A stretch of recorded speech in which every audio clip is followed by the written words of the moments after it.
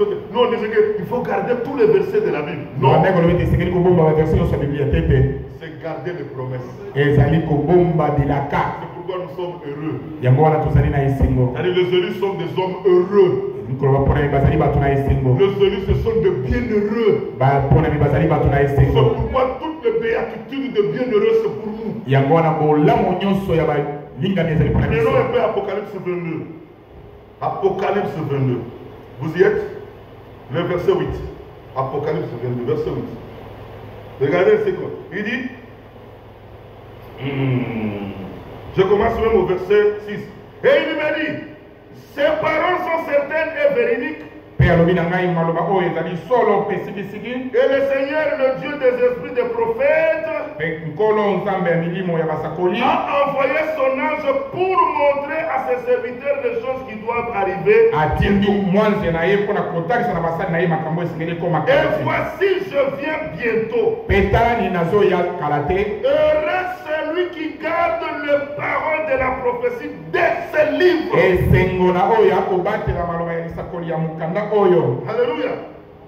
Bienheureux celui qui garde la parole de ce livre prophétique. Frère Sambou, nous sommes les bienheureux. Qui croit que nous sommes les bienheureux? Nous sommes les bienheureux. La condition est là, c'est garder les paroles de prophétie de ce livre. En d'autres termes, tout ce qui n'est pas promesse, il ne faut pas les garder. Gardez les promesses. Alléluia. C'est ça le parole. On précise bien le parole de promesse. Le parole prophétique de ce livre. Vous trouverez les prédicateurs. Ils ont 1000 versets dans une prédication. Ils prêchent vaille, des démonstrations impossibles. Mais sans vous montrer la promesse de votre temps. Heureux. Les élus sont heureux. Parce que c'est eux qui attestent le témoignage de la parole. Ils ont le témoignage de Jésus-Christ. Ça veut dire le promesse. Ceux qui gardent le parole de la prophétie. Ils sont heureux. Ils sont heureux parce qu'ils entendent. Parce que seulement entendre, mais garder. Pour garder, il faut entendre. Écouter. Et quand on écoute, on comprend. Il y a la nouvelle naissance. Un homme né de nouveau, il garde les promesses de ses livres. C'est ainsi qu'il faut qu'on vous enseigne ces promesses. Qu'on vous le montre. C'est ça. Vous devez être censé à connaître l'Apocalypse. C'est ça l'introduction avec l'apôtre Jean. Qui a reçu de l'ange pour donner à ses serviteurs. Maintenant, le mandataire nous ont donné aussi. Et nous parlons en fonction des mandataires. Est-ce que vous êtes bénis? Venons encore le vendredi. J'aimerais que vous gardez ça pour vendredi. Que Dieu vous bénisse.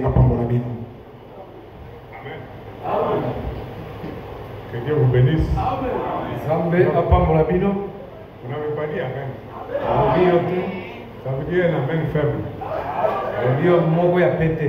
Comme si vous n'avez pas mangé. Alors que vous avez mangé de très bonnes choses. Celui qui m'aime, il gardera ma parole. Celui qui m'aime, qui aime Jésus-Christ, il gardera ma parole. Garder la parole, c'est garder le témoignage de Jésus-Christ. Et le témoignage de Jésus-Christ, c'est la parole de la prophétie. C'est la parole de la promesse de votre temps. C'est ça le témoignage de Jésus. Très bonne musique. Très bonne. Nous allons écouter encore Vendredi. Tokoyoka ngo lisusu mokolo mitano. Tokoyoka lisusu koyoka lisusu tikulu. Ora-moi, semble-toi, fais de moi ce que tu voudras. Oui, oui, Seigneur, je vais être à toi, mon Seigneur, mon Dieu. Ora-moi, semblable à toi. Ora-moi, ora-moi, semblable à toi. Fais de moi ce que tu voudras.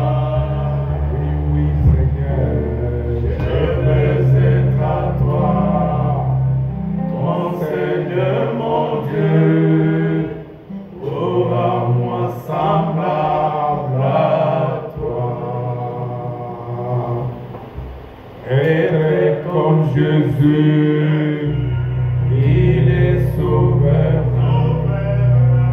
Être comme Jésus, il est sauveur. Être comme Jésus, il est sauveur. Oh, je m'aimerais, être comme lui, j'aimerais. Oh, je m'aimerais, il est tout puissant. Il est tout puissant, créateur des cieux et de la terre. Toi, tu es le maître des temps et le maître des circonstances. Tu t'es révélé à nous pour ce soir. À chaque jour suffit sa peine. Nous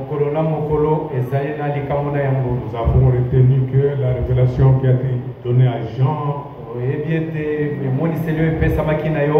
c'était le témoignage de Jésus-Christ,